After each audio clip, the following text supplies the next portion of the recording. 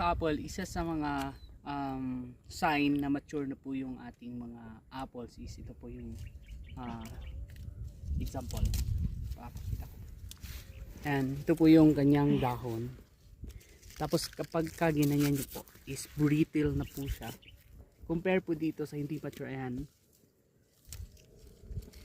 Ito. Ayan. So brittle na po yung kanyang dahon. And lumalabas na po itong mga yan, fruiting buds ganyan. So isa na po yan sa mga sign na mature na po yung ating apple. And then pwede na tayong mag-spray nito pagka ganito na po yung ating fruiting buds ng apple. Pwede nating sprayhan po yan ng NPK na foliar, yung mga foliar spray na pang fruits, kasi nakakatulong po yan para mas gumanda po yung growth ng mga buds. And ipapakita ko po dito sa baba niya.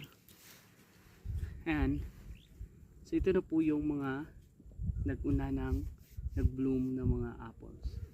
And napakaganda. Ayan. Ayan. So ang amoy po ng apple flowers is kalintulad po talaga ng amoy ng rose, kasi magka-family po ang apple and rose. Ayan, maganda. Ito pa sa may bandang baba, meron pang flowers. So yun lang, thank you.